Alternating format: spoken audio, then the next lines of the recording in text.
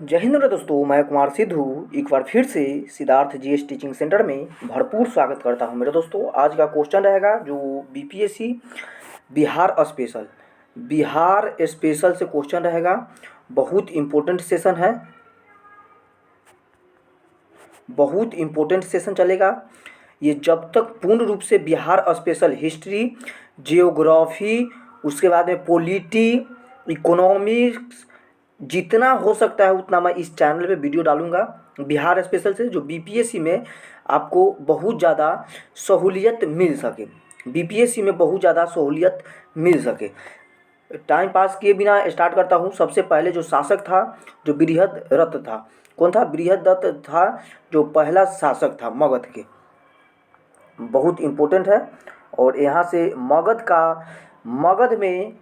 मगध में चेदीराज बसु के शासन करने का उल्लेख मिलता है। किसका? चेदीराज बसु का शासन करने का उल्लेख कहाँ पे मिलती है? तो मगध में मिलती है। कहाँ पे मिलती है? मगध में। तो आप जानते होंगे आप, जो महाभारत का जो सबसे पहले बार जो नाम रखा गया था, जो जय नाम से जाना जाता था, पुराना नाम महाभारत को जय है। तो महाभारत तथा पुराणों के अनुसार मगध राजवंश के प्रतापी राजा बृहद्रथ था, जो जय या महाभारत संहिता के अनुसार बृहद्रथ का पुत्र जारासंघ था। जो बृहद्रथ का पुत्र कौन था? जारासंघ था। जो ये किससे पता चलता है? तो महाभारत से पता चलती है। जारासंघ के बारे में आगे पढ़ता हूँ।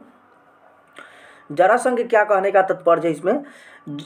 जारासंघ मगध का प्रतापी सम्राट था, जो भागवत पुराण जो स्कंद का 10वां अध्याय और 72वां पेज में, जो अध्याय 10वां और 72वां में महाभारत के सभा पर्व में भी जारासंघ वध की कथा है। जारासंघ वध की यहाँ पे कथा है। इसमें जारासंघ को बृहद्रथ वंश का नवम राजा कहा जाता था। तो जारासंघ जो है, जो बृहद्रथ का नवम राजा माने जाते थे, जिसमें काशी आते हैं, कौशल आते हैं, चेंदी आती है, विदेह आते हैं, अंग आते हैं, बंग आते हैं और कलिंग आते हैं।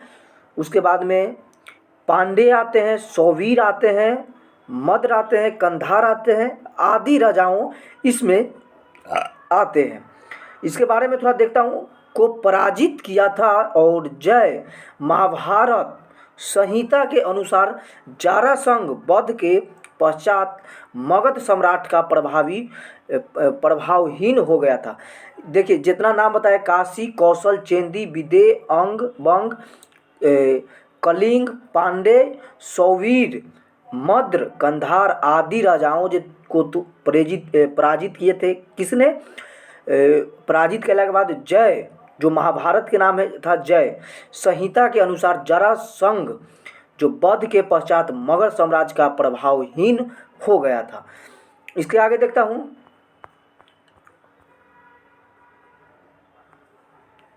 मगध, जारासंघ के पश्चात सहदेव मगध का शासक बना था। जारासंघ के पश्चात उसके बाद में कौन बना था? सहदेव बना था। कौन बना था? सहदेव, जो मगध का शासक हुआ था। सहदेव के पश्चात बृहद्रथ वंश के अंतिम जो हुआ था, बृहद्रथ के वंश के, जो 727 ईसा पूर्व के बात है, तो मगध पर 32 राजाओं के शासन करने का उल्लेख मिलती है। उस समय में 32 राजा का शासन करने का उल्लेख प्राप्त होती है। देखता हूँ, मगध और अंग के बीच में प्रतिस्पर्धा लगी रहती थी। मगध और अंग दोनों के बीच में क्या है? प्रतिस्पर्धा लगी रही थी। आगे देखता हूँ, आगे क्या है? बृहद्रथ और किस तरह से आगे बढ़े, कैसे इसमें सीन होती है, उस सभी को मैं चर्चा करता हूँ अभी आगे। बृहद्रथ वंश का अंतिम राजा, जिसे कि रिपुंजय था। कौन था? रिपुंजय था। बृहद्रथ वंश की अंतिम राजा कौन था? तो रिपुंजय था। ये क्वेश्चन पूछने की संभावना हो सकती है, एग्जामिनर कभी पूछ सकता है। जिसकी हत्या उसके एक मंत्री जो पुलिस ने कर दिया था। किसने? पुलिक ने कर दी थी। किसने किया था? पुलिक ने हत्या की थी रिपुंजन। रिपुंजय की हत्या की थी। रिपुंजय कौन थे? तो रिपुंजय बृहद्रथ वंश के अंतिम राजा थे और अपने नाबालिग पुत्र के मगध का सिंहासन पर आसीन कर दिया। इससे नाराज होकर भट्टिय नारायण एक सामंत ने उस नाबालिग राजा की हत्या कर स्वयं मगध का राजा बन बैठा और मगध राजा का भटिया का पुत्र बिंबुसार हुआ। तो बिंबुसार किस तरफ से आया? भटिया का राजा जो भटिया का पुत्र था जो मगध का राजा बना था। भटिया के पुत्र था कौन? जो राजा बिंबिसार था। कौन था? बिंबिसार जो था, जो भटिया का पुत्र था। इसके बारे में थोड़ा सा नहीं और डिटेल पहले देख लेता हूँ। डिटेल आप लोग के कुछ बाउंस किया होगा इस क्वेश्चन से। नाबालिग पुत्र को मगध के सिंहासन पर बैठा दिया था, आसीन कर दिया था। इससे नाराज होकर भटिया ने पुलिक जो थी, जो पुलिक अंतिम राजा को बृहद्रथ के अंतिम राजा को मार दिया था, जिसे अभी मर्डर भी कहते हैं, मार दिया था। जो पुलिक जो था, जो पुलिक के जो अपना पुत्र के बैठाया था सिंहासन पे, तो उस पुत्र को अपना नाराज दिखाते हुए भटिया ने उस पुत्र को भी मार दिया और पुत्र को मारने के बाद अपना पुत्र को मगध का राजा नियुक्त किया। उसको नाम क्या था? तो बिंबिसार। तो बिंबिसार का पिता कौन था? तो भटिया था। किस तरह से उदय होता है, जो ये सीन एक जरूर रखिएगा, जो किस तरह से यहाँ पे सीन हुई है। मगध का उल्लेख अर्थवेद, जो दीपवंश, महावंश तथा पुराणों में भी मिलता है। तो मगध का उल्लेख अर्थवेद में भी मिलता है, दीपवंश में भी मिलती है और महावंश में भी मिलती है मगध। आगे चलता हूँ, आगे क्या दी गई है। यहाँ से स्टार्ट होती है हर्यक वंशीय शासक। ये बहुत इम्पोर्टेंट है। यहाँ से हर्यक वंश की स्थापना जो हुई थी, जो 544 ईसा पूर्व से 492 ईसा पूर्व में। आप कहिएगा जो 44 से 92 घट कैसे गया, ये जरा बताइए। तो ईसा पूर्व से पहले जो था उसको घट करके 0 पर आया था। उसके बाद 0 से ही प्रारंभ हुई थी जो ईसवी। तो बिंबुसार का शासनकाल कब से, ये जरूर याद में रखिएगा। जो बिंदुसार की जो बिंबिसार है, बिंदुसार दूसर एक है, ये बिंबिसार की बात करता हूँ। हर्यक वंश का शासक है जो बिंबिसार है, जो 544 ईसा पूर्व से लेकर के 492 ईसा पूर्व के आसपास तक ये क्षेत्र पर कब्जा किए हुए हैं और इसको आगे बढ़ाते हैं। इसके बाद में इनके पुत्र आता है, अजातशत्रु आता है, उसको बाद में उसका पुत्र आता है उदयीन, जो पटना की स्थापना करती है। किस तरह से है उसको हम चर्चा करते हैं आगे। बहुत इंपॉर्टेंट है यहाँ से सेशन मेरे भाई, यहाँ से आप मिस मत कीजिएगा। मगध शासक भटिया का पुत्र था कौन? बिंबिसार ने अपने शक्ति बल के आधार पर मगध की एक नवीन हर्यक वंश की स्थापना किया था। किस वंश के? हर्यक वंश की स्थापना किया था। पहले बृहद्रथ किस तरह से उदय हुए थे पटना में, जो मगध में, उसको सीन आपको बिल्कुल मिली हुई है।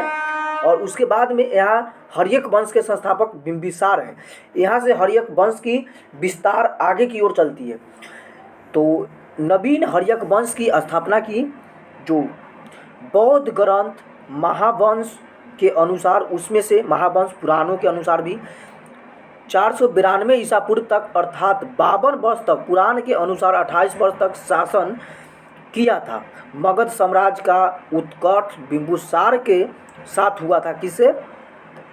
जो मगध साम्राज्य है उसका जो उत्कर्ष हुई है जो बिंबिसार से, जो हर्यक वंश के संस्थापक थे, से हुआ था। सिहली जो श्रीलंका में पड़ती है, सिहली श्रीलंका के बौद्ध ग्रंथ जो महावंश था, बौद्ध ग्रंथ जो महावंश के अनुसार बिंबिसार 15 वर्ष के अल्प आयु में मगध का शासक बना था।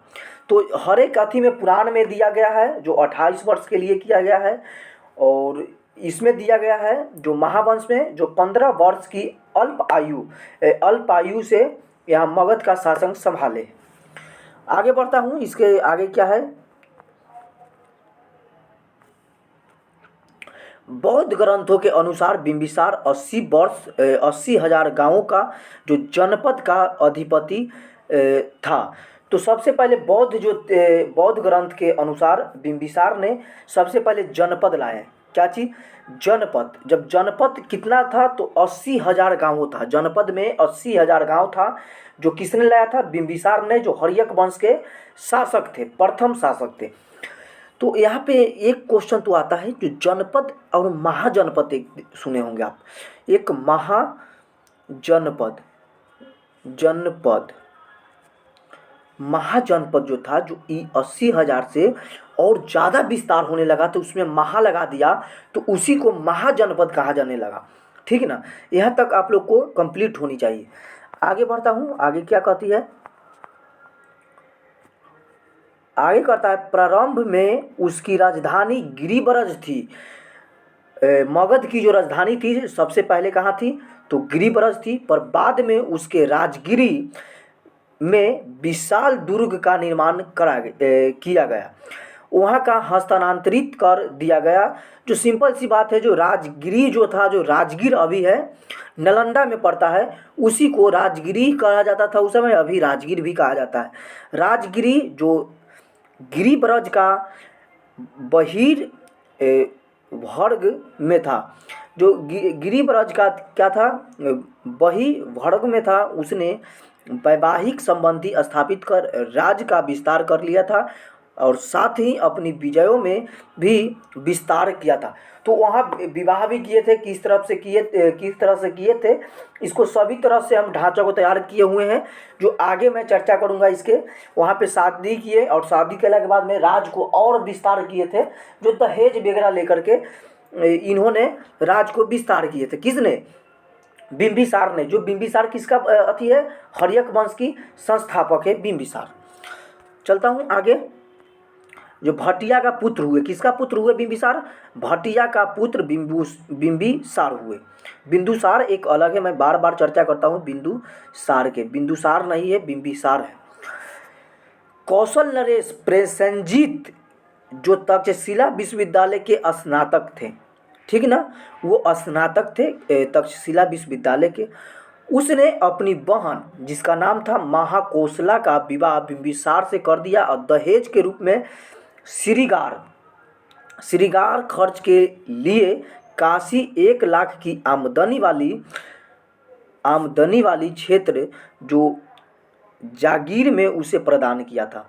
जो सिंपल सी बात अभी जस्ट मैं बताया, जो दहेज के रूप में दिया गया था, किसको? बिंबिसार को दिया था। किसने दिया था? प्रेसेनजीत ने। किसने? प्रेसेनजीत ने, जो कौशल नरेश का क्या था? कौशल नरेश का बहन थी। क्या थी? बहन थी।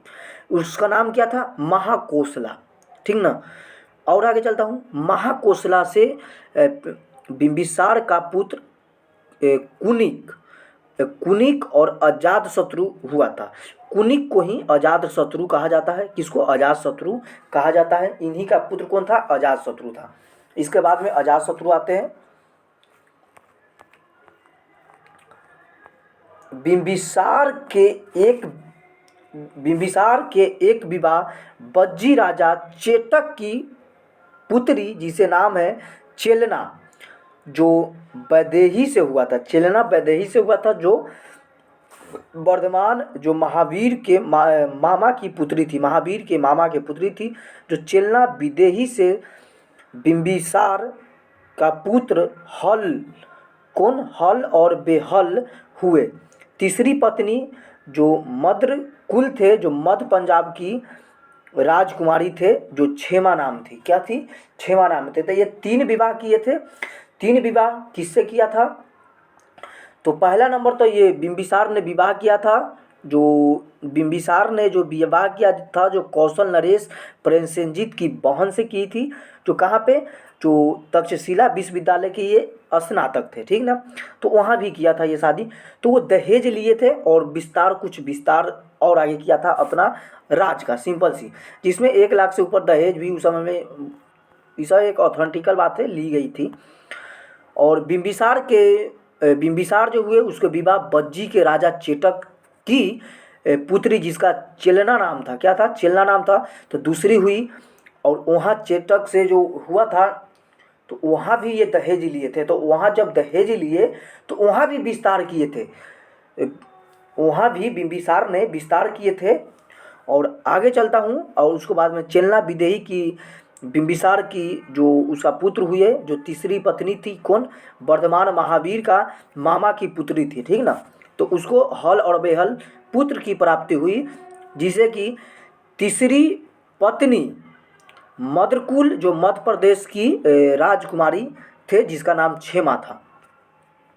आगे चलता हूँ, यहाँ तक आप लोग के समझ में आया होगा।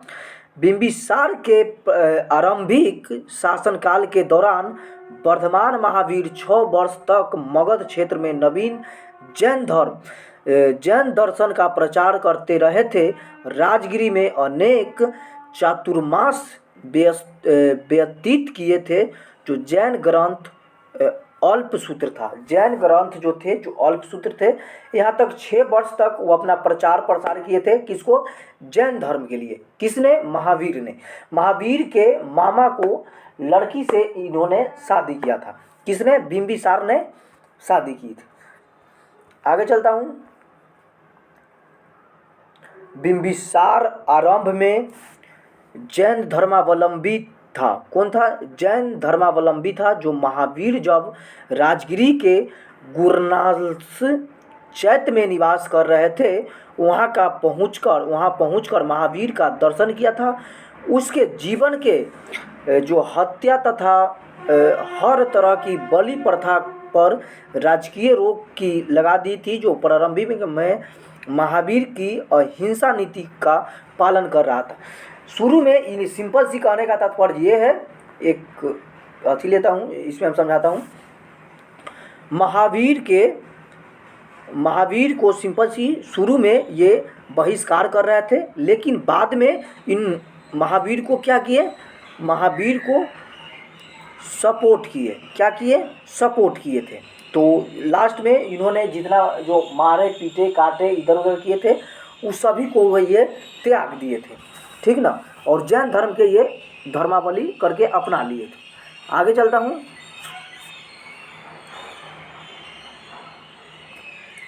क्वेश्चन में यहाँ से कुछ इंटरेस्ट आएगा, बहुत इम्पोर्टेंट है। उसकी शासन व्यवस्था नियमित, जो दंड, जो विधान, पुलिस का गुप्तचर व्यवस्था सशक्त थी।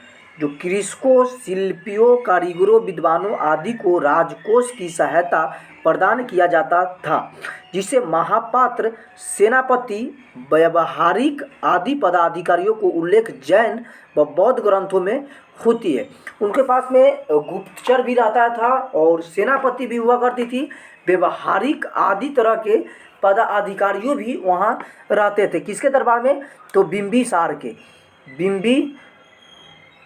के दरबार में, ठीक ना। वहाँ पे बिंबिसार पुल का उल्लेख किया था। सबसे पहले बिंबिसार ने ही पुल की उल्लेख की थी। और वह कुल उपज का, मतलब कृषि के कुल उपज का 1/6वां भाग भूमि के कर मतलब होता है सिंपल सी टैक्स। कर मतलब टैक्स समझिएगा, ये इंग्लिश शब्द है टैक्स। और कर जो है जो हिंदी शब्द है। इंग्लिश बोलते बोलते आदमी को इंग्लिश ज़्यादा समझ में आता है। जैसे हिंदी बोलते बोलते हिंदी समझ में आ जाता है, उसी तरह से इंग्लिश बोलते बोलते इंग्लिश ज़्यादा समझ में आती है। इसी तरह से हम लोग टैक्स, इनकम टैक्स, ये टैक्स, वो टैक्स, हर एक तरह के टैक्स देते देते वो टैक्स के ही हम लोग के नॉर्मल भाषा सुनाई में आने लगी। तो टैक्स 1/6वां भाग लिया करते थे। और कई महाजनपदों को राजदूत भी राजगिरी में निवास करते थे। तो महाजनपद कैसे आए ये देखिए। पहले जनपद थे जो लगभग 80,000 गांव थे। कितना? 80,000 गांव थे, तो वो जनपद थे। जैसे ही ये 1,20,000 से जब ऊपर में भागी तो ये महाजनपद बन गई। क्या? महाजनपद बन गई। आगे देखता हूँ। बिंबिसार जो था, बिंबिसार प्रथम भारतीय शासक था जिसने अस्थाई सेना बनाई रखी थी। तो ये अस्थाई सेना बनाने वाला ये बिंबिसार प्रथम शासक था उस दौर की। उसके कारण उसे श्रेणीय भी कहा जाता था। किसको? बिंबिसार के। उसने पहली बार हाथी का प्रयोग कर युद्ध के दौरान दौरा किया था। तो युद्ध के दौरान जो हुआ था, जो पहली बार बिंबिसार ने ही हाथी का प्रयोग की थी। और इनको पास में सैनिक भी था, क्या था, सेना रख रहे थे, कौन, बिंबिसार ने। बिंबिसार के बारे में सुनते हैं। जो बिंबिसार के शासन काल के दौरान भारत में 16 महाजनपद थे।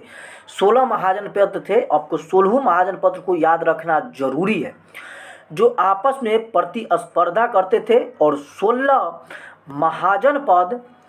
महाजनपद थे जो मगध, इसको हम नाम ले रहे हैं अभी, कौन कौन थे 16 को, मगध, काशी, कौशल, अंग, बज्जी, मल्ल, चेदी, बत्स्य, कुरु, पंचाल, मत्स्य, सूरसेन, अस्मक, अवंती, गंधार तथा कंबोज। इनमें से मगध बिंबिसार के समय से उत्तर विकास करता जा रहा था, जो उन्नत विकास करते जा रहा था, जिसे हम अभी के दौर में कह सकते हैं उन्नत, मतलब ज़्यादा विकास कर रहा था मगध।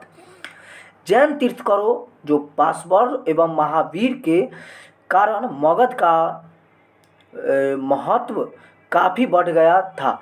बिहार से ही जैन धर्म में 16 महाजनपद तक विस्तार पाया जाता है। 16 महाजनपद जो है, जो बिहार से ही प्राप्त हुए हैं। और इनको ज़्यादा से ज़्यादा जो महाजनपद की चर्चा है, जो बिहार में ही दी गई थी। और वहाँ जैन धर्म बहुसंख्यकों को धर्म हुआ करता था। वहाँ क्या हुआ करता था, धर्म हुई करती थी। आगे देखता हूँ। बिंबिसार के शासनकाल में मगध का विस्तार संपूर्ण बिहार में हो गया था। पूरा बिहार में जो बिंबिसार के शासनकाल में मगध के छोड़ करके, मगध तो थैबे था, शुरू में ही मगध था, लेकिन किस तरह से बज्जी, मत्स्यम, हर एक जगह को ये हड़पे और वहाँ कहीं कहीं शादी ब्याह कर करके पूरे बिहार में इन्होंने ये अपना वर्चस्व बढ़ाए। तथा उसके प्रभाव कौशल, मद्र, जो लिच्छवी, अवंती, गंधार, कंबोज, पंचाल, मत्स्य तक बढ़ गया था। मत्स्य तक क्या था, बढ़ गया था। अवंती नरेश प्रद्योग के साथ मैत्री संबंध स्थापित कर मगध का प्रभाव क्षेत्र बढ़ाया था। तो अवंती के नरेश थे, अवंती जो थे, जो नरेश, जो प्रद्योग के साथ जो मैत्री संबंध, दोस्ती बोलिए सिंपल से, तो दोस्ती स्थापित करके और यहाँ पे ये विस्तार किए थे। विदुर पंडित जो जातक, महावग तथा सोंडदंड जो बिंबिसार के अंग पर विजय का पुष्टि होती है। क्या होती है, बिंबिसार के अंग पर विजय की पुष्टि होती है, किसके, सोंदंड की और सूत की, सोंदंड सूत्र की बिंबिसार की अंग पे कब्जा के बारे में या विजय प्राप्त के बारे में ये बात कर रही है। बिंबिसार के शासनकाल में गौतम अथवा बुद्ध, जिसे कि हम गौतम बुद्ध के नाम से जानते हैं, उनको बचपन का नाम सिद्धार्थ था, ने गया के निरंजना नदी के किनारे, वर्तमान में बोध गया आती है, एक पीपल वृक्ष के नीचे 528 ईसा पूर्व में सर्वोच्च ज्ञान निर्वाण प्राप्त किया था। तब से उन्हें बुद्ध, जो सर्वोच्च स्थिति में पहुंचा हुआ व्यक्ति कहा जाने लगा। किसका, बौद्ध को। उन्हीं के समय में या शासनकाल में, बिंबिसार के शासनकाल में गौतम अथवा सिद्धार्थ ने ही गया के निरंजना नदी के किनारे इनको मोक्ष की प्राप्ति हुई थी। सिंपल सी बात है। एक सेकेंड जरा। गौतम जब बुद्ध बन गए तब वहाँ गया से चलकर सारनाथ जो बनारसी में पहुँचे और वहाँ उन्होंने बौद्ध संघ की स्थापना की थी। और सारनाथ में भी सबसे पहले उपदेश दिए थे किसने, गौतम बुद्ध ने। सबसे पहले, ये क्वेश्चन बीपीएससी कितना बार पूछा हुआ है, जो सबसे पहले गौतम बुद्ध ने कहाँ पे अपना उपदेश दिए थे, तो सारनाथ में जो बनारस में पड़ती है। और बौद्ध संघ की स्थापना भी किए थे वहीं पे। बौद्ध संघ की स्थापना के साथ साथ बौद्ध धर्म का प्रभाव या प्रादुर्भाव हुआ और बुद्ध द्वारा बनाए गए 4 आर्य सत्यों पर, इस पर आधारित अष्टांगिक मार्ग ने मगध वैशाली अंग तथा मिथिला में एक जबरदस्त धार्मिक क्रांति उत्पन्न कर दी थी। जो ये 4 चीज़ के मानते थे उसको बारे में मैं चर्चा आगे कर दूंगा। बुद्ध के विचारों में जो मौलिक सरलता थी उसने आमजन पर गहरा प्रभाव पड़ा था। आमजन पर गहरा प्रभाव पड़ा था। बिंबिसार ने भी हृदयस्थ भाव से बिंबिसार के विचारों से आत्मसात कर दी थी। क्या है? आत्मसात कर दी थी। और बिंबिसार के समय वैशाली के नगर बधु जो आम्रपाली की तरह राजगिरी की नगर जो बधु सालबती बनाई गई थी। जो चाहने वाली से आम्रपाली एक रात्रि का वहाँ 50 कारसपन लेते थे। जो ये आम्रपाली कौन थी? तो ये आगे चर्चा वहाँ के सालबती जो 100 कारसपन लेती थी। और बिंबिसार ने ये आम्रपाली सिंपल सी बात है जो इनका एक शिष्य बनी लास्ट में। सबसे पहले आम्रपाली ने ही बौद्ध के शिष्य बनी थी। जो महिला में सबसे पहले आम्रपाली ने ही बनी थी। ठीक ना? जो एक सिंपल सी कहे तो ये एक नाचने वाली जो अभी हम बोल रहे हैं वो थी। वहाँ के वैशाली के ये नाचने वाली थी। ठीक ना? बिंबिसार ने भिन्न भिन्न शिल्पियों के लिए संघ का निर्माण करवाया था। और जातक में 18 प्रकार के शिल्पकारों का संघ की चर्चा दी गई है। 18 प्रकार की शिल्पकारों की चर्चा कहाँ पे? जातक में मिलती है। किससे? बौद्ध धर्म से। आगे देखता हूँ। बिंबिसार ने अपने